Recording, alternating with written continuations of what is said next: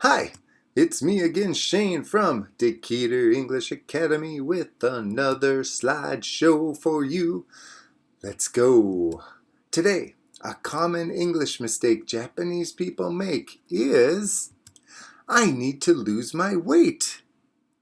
He does need to lose weight, but you don't need my. I need to lose weight is perfect English. So, no my.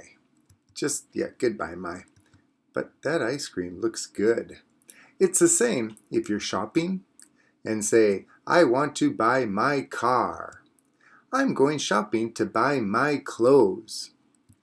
Don't use my. No my. Say, I want to buy a car. Or I'm going shopping to buy some clothes. Much better. Goodbye, my. Look at your closet.